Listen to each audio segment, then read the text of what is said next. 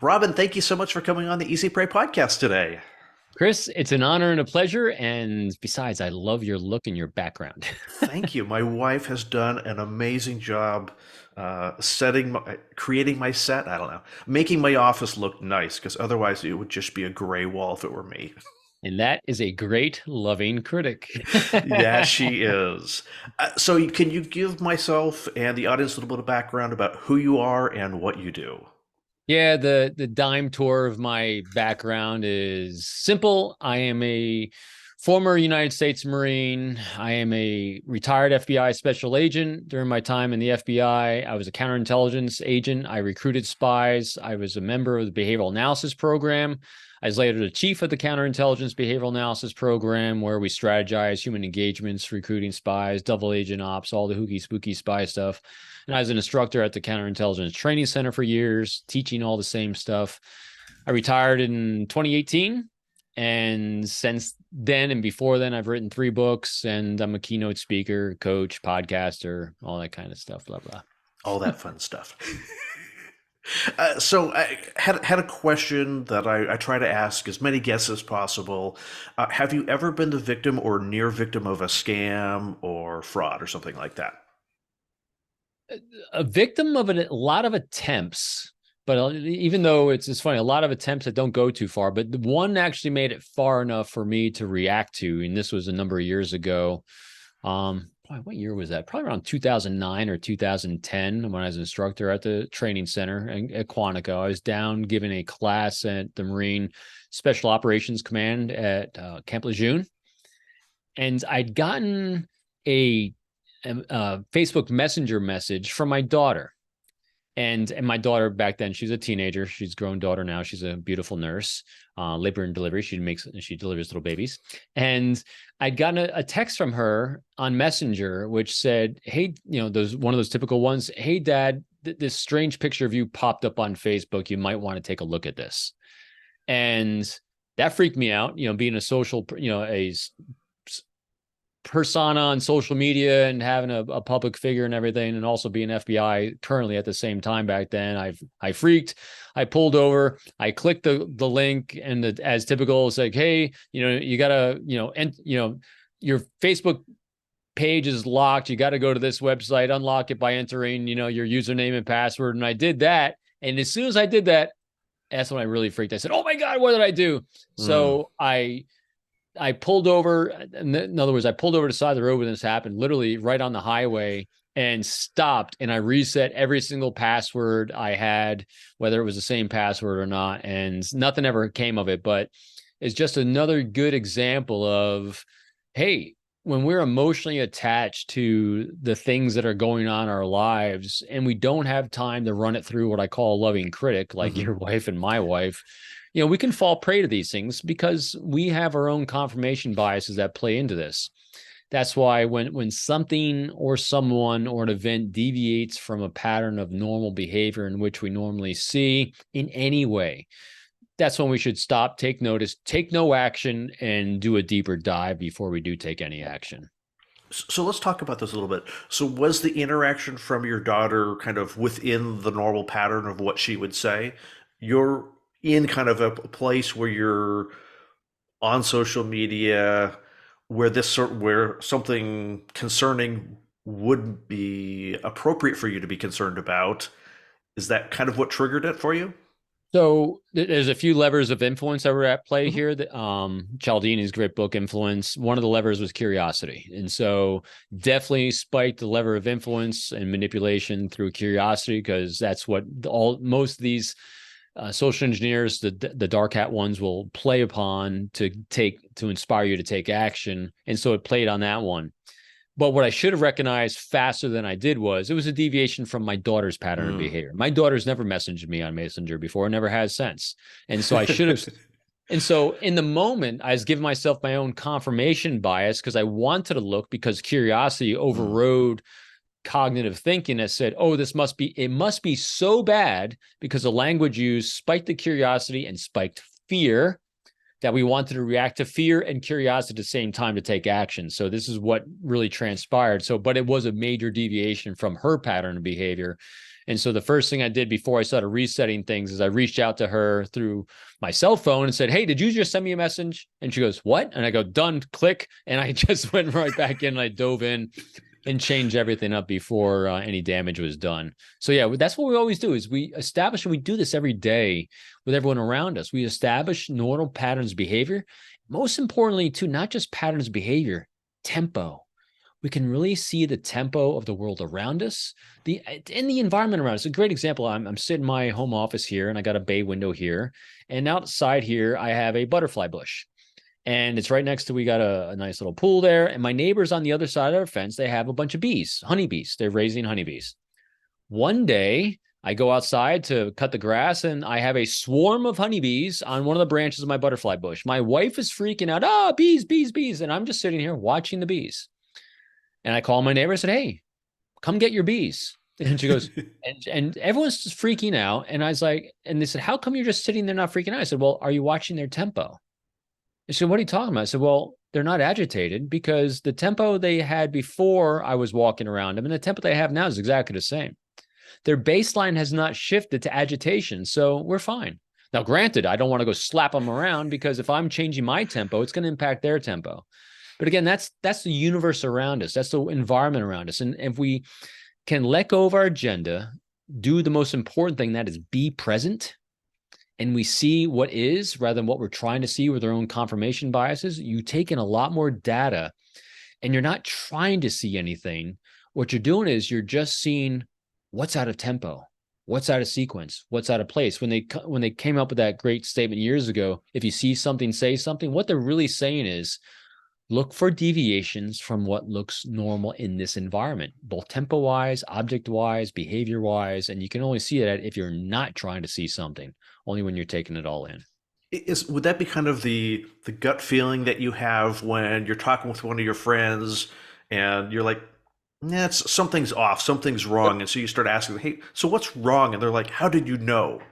Is that kind of our subconscious picking up 100, on a tempo or a pattern? 100%. So what gut feelings generally are, again, I'm a very general guy. I don't have a 50-pound brain. It's more of a practical application uh, side of it. And what we're seeing is we're picking up on incongruences between language and nonverbal behavior. In other words, the things they're saying might sound right, but it's incongruent with the emotion that they have while they're saying it. In other words, they might be trying to use words that are about us, but their intention's self-centered about them. In other words, they're trying to take advantage. They're trying to hide something. They're not demonstrating my three core behaviors for trust, and as openness, transparency, and vulnerability. And so if you're not having those behaviors when they're sharing information, we're going to pick up on these incongruences. Where we fall into a trap sometimes and get ourselves and others in trouble is when we try then labeling what that incongruence is. Oh, you're lying, you're deceiving me, you're manipulating me. And so you start placing these emotional labels on people, which might be incongruent. So their defenses go up. Yeah. And so then we get into conflict. Meanwhile, what you should be just saying is, that's interesting. That's a little different. Take a step back, try to discover why you have that emotion, what behaviors are doing, and clarify. Now, what you can do is you can question, "Hey, something seems a little off. I don't quite understand this. Please explain this more thoroughly to me." If this is a good relationship, a healthy relationship, someone who's actually trying to build trust and be honest, open, and transparent, they should be able to give you an explanation that you understand, like this. It's done. Now, after all their words, is where they call double talk. After all their words come in and you still have no idea what the hell they're talking about, that's when you back away and say, "We're done here today in this particular vector because something unhealthy is going on." What are some of you talked about kind of the double talk, or the person said a whole bunch but they haven't really said anything. Are there key phrases that we might pick up on? Or is it just they're talking around something and never really getting to the point? Again, I got to keep things really simple because if I tend to focus on what I'm trying to hear in a key phrase, I'm going to miss everything else. So I don't try to see anything. I don't try to listen for key things or anything. I'm just trying to understand. I so the core behavior that we should have as individuals that is the great mitigator of most things in life. If you're trying to create trust, if you're trying to detect someone if they're trustworthy or not, curiosity. If you don't understand what someone's saying, Just be curious, explore it. And here's a good thing to do when you're doing this too. Just a key word here to use is a what question. What forces people to be very specific? If you ask why, well, why is it this way? Why is it going like this? Why should I wait for this long? Why should I do this now? Why inspire someone to give double talk and subjective answers and information which they can manipulate to serve their own needs? A what question forces someone to be very specific to doing instead of saying, let's see, why do I need to take action on this now? And they'll give all these reasons and explanations, well, because blah, blah, blah, blah, and they'll give all the levers of influence in there, as opposed to what benefit to me, and specifically what benefit to you is there for me to take action on this now? It forces them to be specific to you as well as to them, because there's got to be a benefit in it for them to do it now. And I want to know what it is. Now, if they're not being transparent with that simple question, they should have a simple answer. And if they're being open to it, and it can be as simple as, hey, I'm on a time, for their own, why this has to take place now. Well, I'm on a timeline, I'm on a deadline. And if I don't get this specific quota in, I'm not going to get this bonus. I'm not going to get promoted, whatever it is. You know what that is? That's openness. Yeah. That's transparency. That you can trust, because if they're willing to shed a little bit of light of what's going on behind the scenes of what it can benefit them from, good. I trust that. And then when they can tell me what's the benefit for me and why this is good on a timeline, or they can say, you know what, there really isn't much of a benefit for you to do it right now. It's only for me, and I apologize for that, but you make the choice. And if it's not good for you, I'll move on. That entire statement, that entire conversation is completely about you. It's not about them. That is transparency, because you know what they're doing? They're making you feel safe with who they are, because they're not hiding anything. Yeah, I always love it when people I'm dealing with are open about their motivations for things. Yeah. Hey, I'm trying to get this closed by the end of the month so I can meet my quota. Oh, awesome.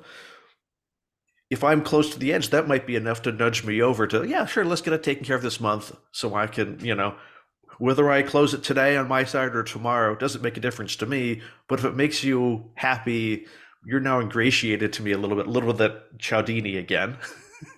And it can be really good there too. As soon as you said that, as soon as someone opens up that here's where you can do a little bit of a test to see if it's just a line or not.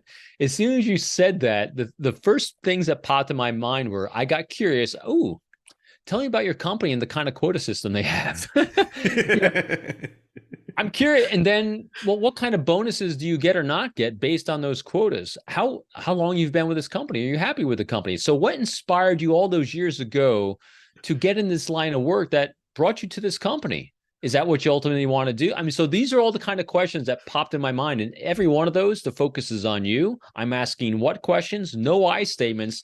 And now as I'm asking these discovery questions, as I'm discovering their arc of their life, seeing the tempo, seeing the consistencies, what am I looking for? Openness, honesty, and transparency. If they continue on that reign and they're responding like this in that nice even tempo where you can tell they're not trying to contrive anything, that's more verification of trust. They're making me feel safe. Now, if all of a sudden there's some subterfuge or, it's like, hey, that just means slow it down. We'll explore a little bit more. We have an expression. I'm a pilot. One of the expressions we have in aviation is no emergency takeoffs. Emergency don't be in a rush to get in the air, because you know what? Every time you get in the air, you're going to cause an emergency landing or worse. So no emergency takeoffs. Take your time. Let's do some due diligence. Let's explore what's actually going on here by just being curious. I like the no emergency takeoffs. That the part of me that wants to be confrontational and annoying to people goes, well, I can think of a couple of reasons for an emergency. But no, there aren't emergency takeoffs. I like that. So are the why questions you talked about earlier, do they offer the latitude for people to be more evasive? Yeah, totally. When you ask why questions, it's now granted, Simon Sinek's book, Start With Why, absolutely. Understanding the why, the overarching mission of everything starts up here. It's at that 30,000-foot level. Jocko Willink and Leif Babin talk about an extreme ownership as well, understanding that why, that big mission statement. But under that big why is the what and the how. Mm-hmm. how to execute that. And that's where we're going to dive into when we really want to explore the nuances and the subject, not the subjective, but the objective specifics of situations, because there's no room for wiggle in the what's. There's just is what is in those things. And so when you're allowing someone the latitude to use wordsmithing with asking why questions, artful negotiators and artful communicators can use their words in beautiful ways around you that make you feel like $1,000,000. And then when you walk away, you ask yourself, I wonder what they really wanted. I wonder what I really just lost. And what did I actually get out of that? Because those are beautiful words they use, but I didn't seek specifics because I didn't ask the what questions. Gotcha. So when it comes to the vulnerability aspect, how do we tell real vulnerability from fake contrived vulnerability? Because I know I've had people in my life where they'll throw out stuff that sounds vulnerable, but it kind of isn't. It's the same thing that they've kind of been vulnerable with in the past, which isn't real vulnerability, if you know where I'm going. Yeah, it's a challenge, but it's fun. Truly self-confident people, because that's what you want to do. You want to work with someone who's self-confident enough that they can be vulnerable. And what's vulnerability? Kind of explore that a little bit. It's actually the willingness to show your shame.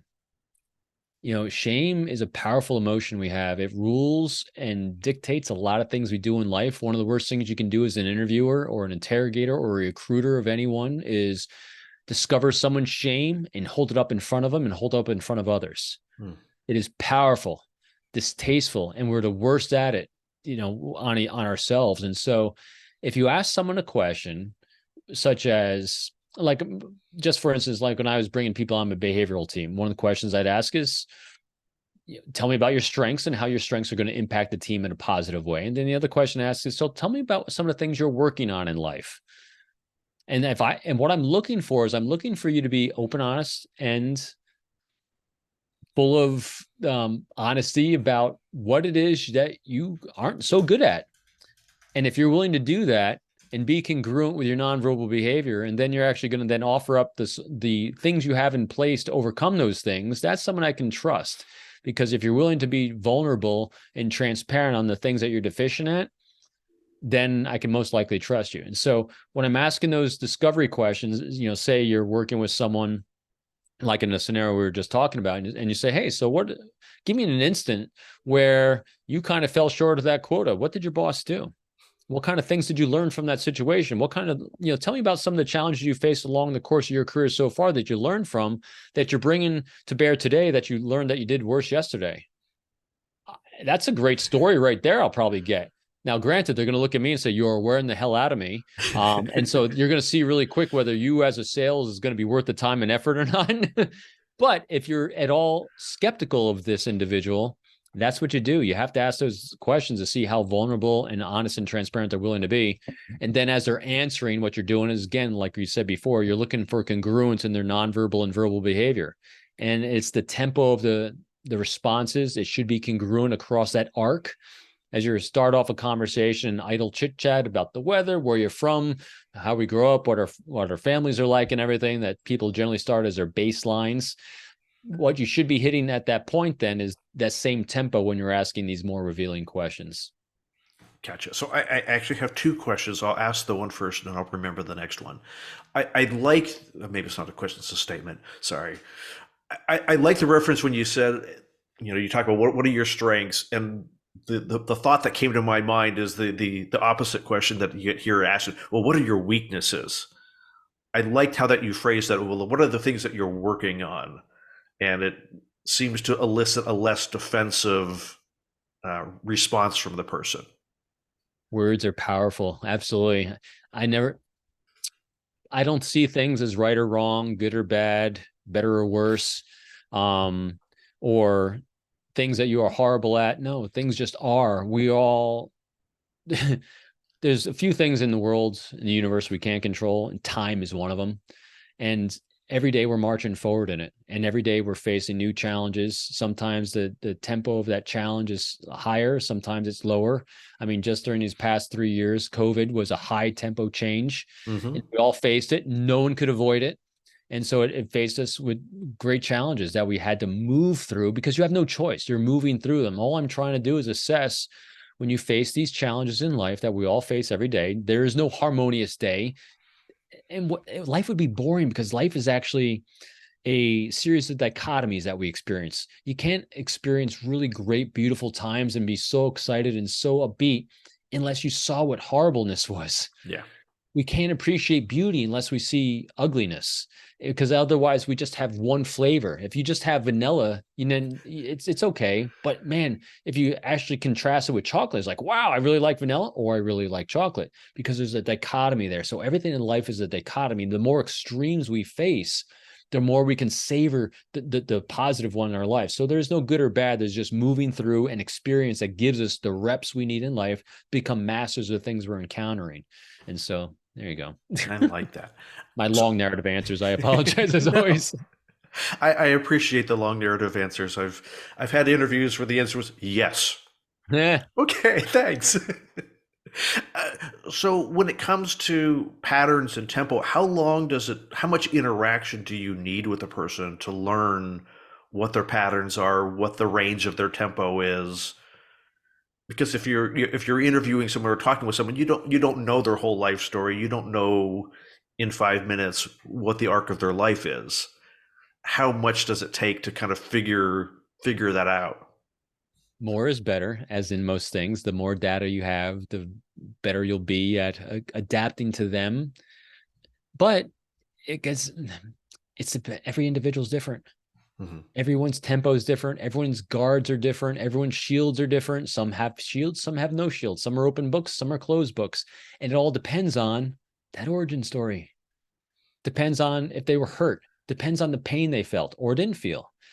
All these things, you know, I've noticed with people that tend to be in the behavioral area of life, most people that have taken a fascination with human behavior have been traumatized at some point in their lives, especially at the early ages, because they felt unsafe.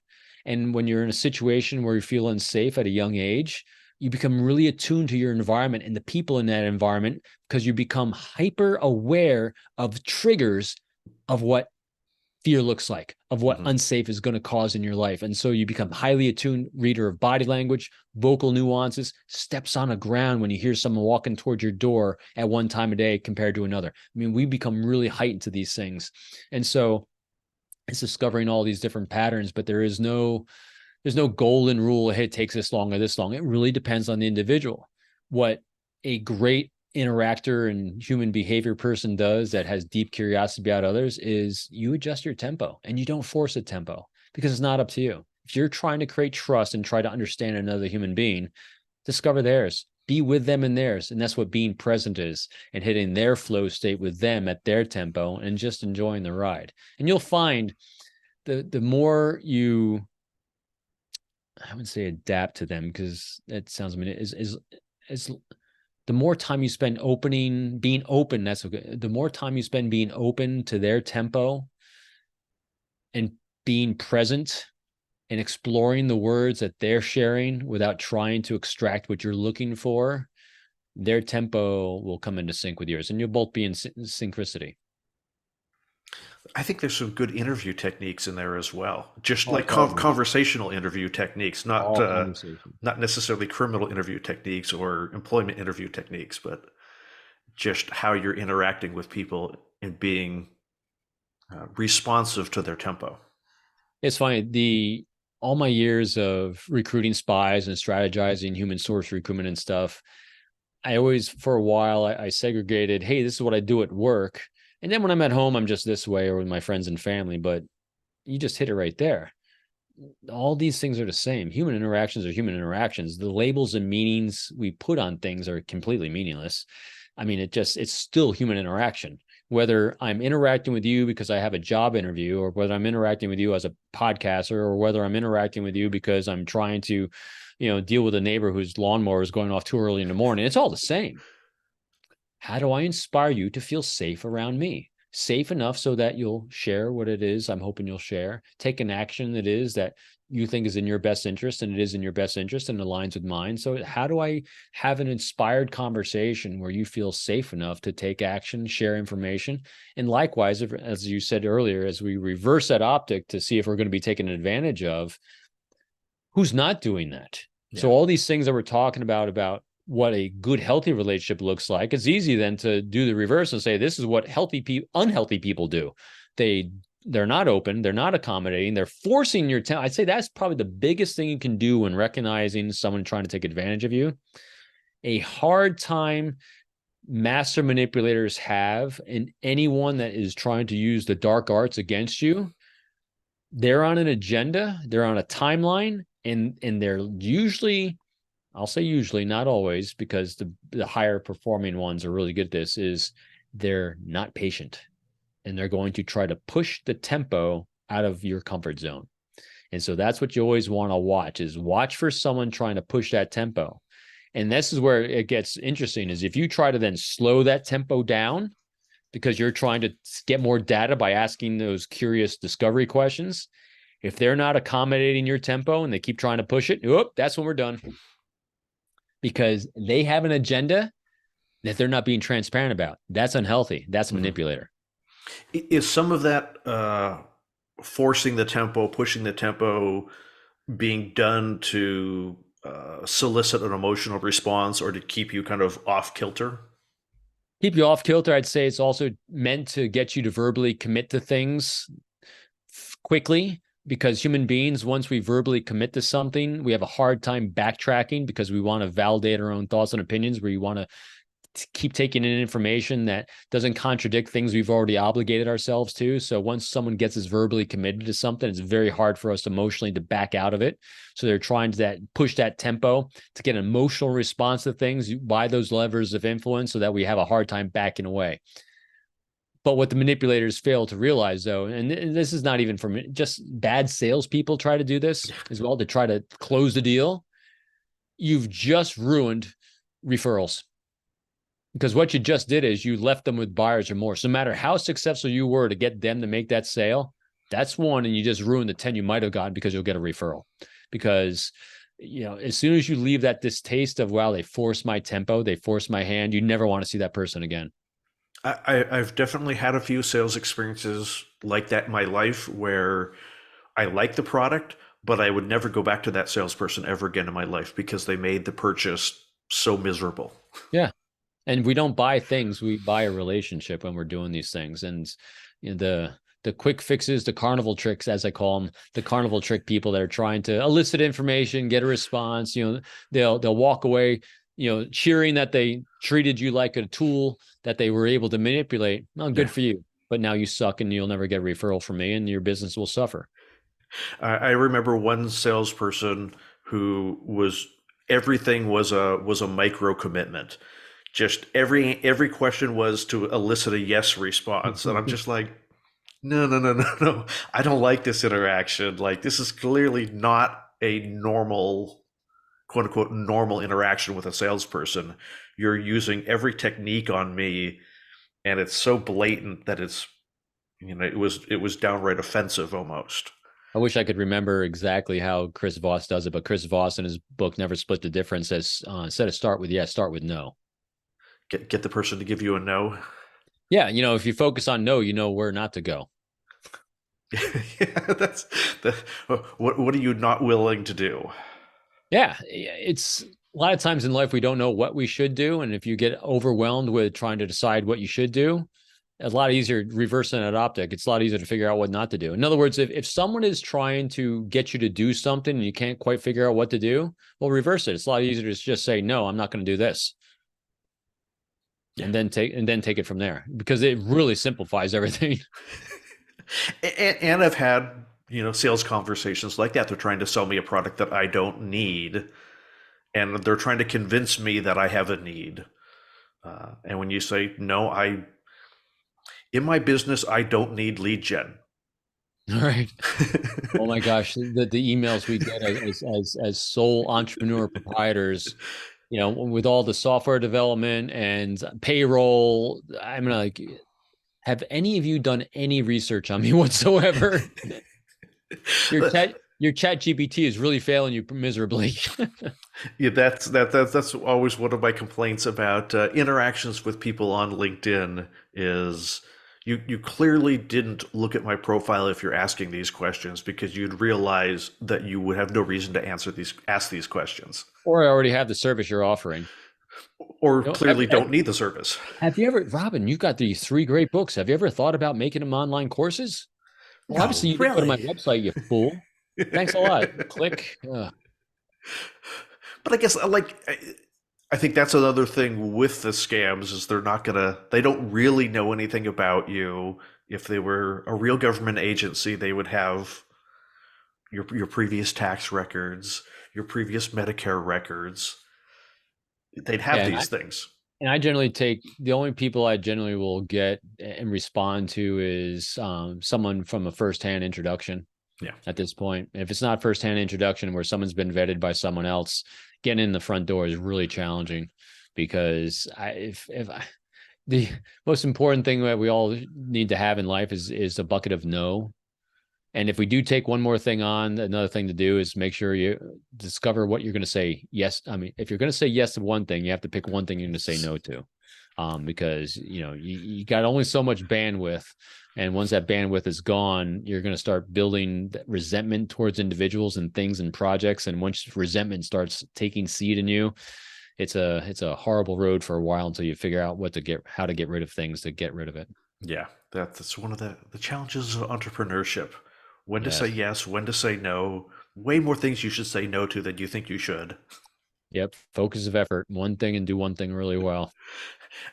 So I'm curious because you spent time in behavioral analysis, criminal minds. Hmm. How I'm sure there's a CSI effect in the terms of like juries these days uh, think that CSI should be able to answer every single question, produce definitive results on everything within 5 minutes, and cases shouldn't take months, weeks, years to happen. Do you see much? Have you seen much of that with criminal minds? And like, hey, there is some good behavioral analysis coming out of that. That's interesting. Have they can clearly they've condensed their stories down to the nice and convenient. Let's take care of this in 1 hour. But what was the reality like? Yeah, yes-ish.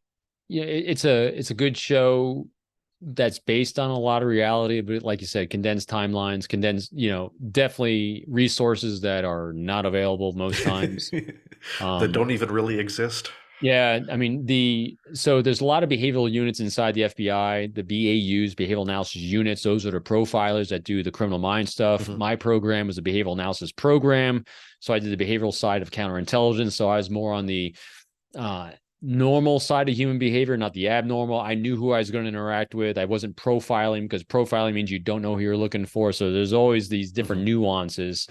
But no, I had a lot of United Airlines and American Airlines miles. I never flew a bureau corporate jet anywhere. My office did not look anything like those. It's about as boring as it could possibly be. Just a stacks of papers and books everywhere. And an outdated computer that you couldn't keep up with the rest of the world because it's government contracting that gave it to you. But it all came down to relationships. Garbage in, garbage out with anything in life. You have good people, good information flow, great relationships. You're going to get a lot of information, more information you have about individuals and behavior, the better output you can suggest. Because again, human beings and motivations are pretty universal. And if you're dealing with on the criminal mind side, you start dealing with psychopathy and sociopaths, which start edging away from the ability to have empathy, then it's just a different skill. I wouldn't say it's a different skill set. It's leaving behind a skill set is a better way to put it, of trying to use those things like rapport and empathy as levers of influence for a conversation. They just don't exist with a psychopath. So that's pretty much the only thing. Otherwise, it's human behavior is human behavior. Garbage in, garbage out, good stuff in, good stuff out. Okay, so when you're recruiting spies, are you trying to find people that have legitimate concerns with, let's just call them a corporate spy for lack of anything else, Yeah. They're concerned with the way their company is working, and they think their company is doing harm. That you're trying to work with someone like that, or are you trying to work with someone who's a company loyalist and, pardon the vernacular, flip them? There's a lot of different motivations people have for taking the actions they're going to take in life. All the actions that people take are really predictable. And so here's a predictable thing for all human beings is all human beings in general are going to act in their own best interests in terms of safety, security, and prosperity for themselves and those they care about from their individual perspective. And that's the key at the end, from their individual perspective. And then you cascade on top of that, that some individuals in this world, we're all categorized in one or two categories. Some of us are wound collectors that are seeking retribution against people, places, and things that have wronged us. We keep a scorecard. And the other half of us see the world as just a set of circumstances, and we're just going to keep working and solving the problem. And we see the world optimistically. And so there's two different skill sets. I mean, there's two different personality types. Mm-hmm. Both have betrayed countries, betrayed companies, and all these things. Interestingly enough, so here's an example. Robert Hansen, who recently died, the FBI spy that betrayed the United States and cooperated with the Russians voluntarily, he was a wound collector. Mm-hmm. He sought retribution over systems in a government that he thought wronged him because they didn't pay him enough money, they didn't value his input, blah, blah, blah, blah. So he's going to seek retribution. On my side, luckily, I've worked mostly Russians in my career, and I recruited Russian intelligence officers. I didn't work with wound collectors. It was an interesting dichotomy. A lot of them, most of them had challenges, priorities, and pain points in their lives, like education for their kids, healthcare for their elderly parents, a better way of life, not under an oligarch that is destroying their country. That was a wound collector. Putin is a wound collector seeking retribution against the world for all the wrongs they've done to Russia. And so I didn't work with wound collectors because think about this then too, thought experiment here. If you work with a wound collector, someone who's seeking retribution, they have a negative confirmation bias with everyone and everything they see. They're going to find something wrong with everyone and everything they interact with because that's their makeup, including you. No matter what you're going to do to them to solve a problem, they're going to find another problem and give it to you. They are what we call a handling problem. The people I worked with, the healthier ones, were the ones that were just working a problem. They're trying to take care of their families. They're trying to take care of the prosperity in their way of life. Now, they're betraying their country, but from their perspective, from their context, they were serving their countrymen and women in a much more honorable way by trying to get rid of maniacs that are running their countries. Rationalizations, if you want, but the motivation is the same on both sides. They're trying to solve priorities, challenges, and pain points, and I was offering resources in terms of doing it. But the type of psychology that goes behind the two, that's where they diverged. I didn't deal with wound collectors. Luckily, I dealt with pretty healthy people and good people that were trying to do good by themselves and for the mass of humanity at large, believe it or not. Yeah, I was suspecting when you're talking about wound collectors that at some point you're going to be the interpreted cause of a wound, and now you're at the pointy end of their experience. Absolutely. And there's been some that have been that way and they blame everyone around them for their circumstances and they'll keep coming at you until they find someone else to go at. Literally, that's the way they work. Unfortunately, there's a lot of pain that causes that. So, and that's part of this entire process too of understanding human behavior. When you see a wound collector, when you see someone that is behaving in a way that's not conforming to good, healthy interactions and relationships, that's someone's in a lot of pain.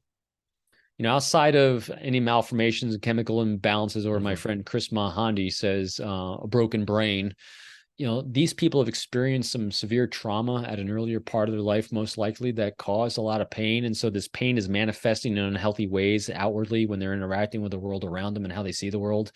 And people like that need a lot of help and therapy. There's no doubt. Yeah. So, any closing thoughts before we finish off today? Oh, geez. We talked about a lot. We've had a nice wide ranging discussion. Just, focus on having a great conversation with people when you make it about. So it's interesting. A great way to, I think, inspire people to not want to take advantage of you. It's the easiest way to not be a victim is to inspire people not to want to victimize you. And the way you do that is you make it about them. Don't, you become a real person to someone. Don't be an object to someone, because when someone objectifies you, it's so easy to take advantage of you.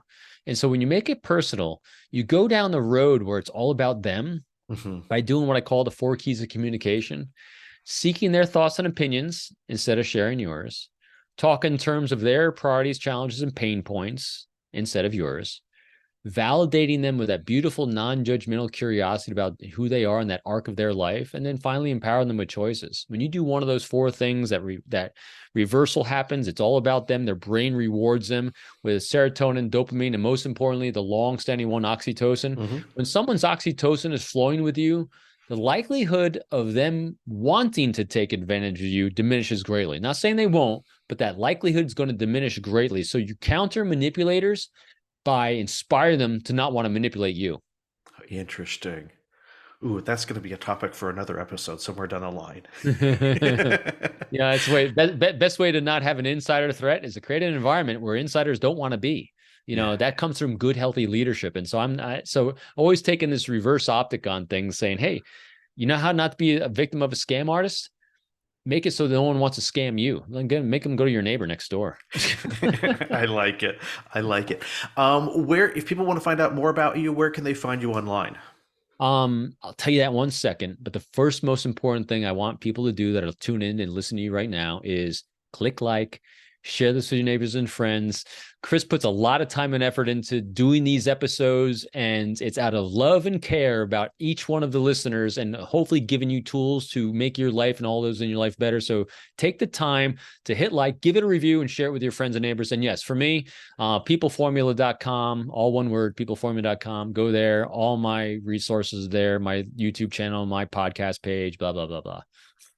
Robin, thank you for such a nice call to action there. I appreciate It's important. You put a lot of work into these things. These are not easy. These are labors of total love. And so I appreciate you. it. That it is. And I'm excited to be able to be in the position to do stuff like this. Thank you so much for coming on the Easy Prey podcast today. It is my honor and pleasure. Thank you.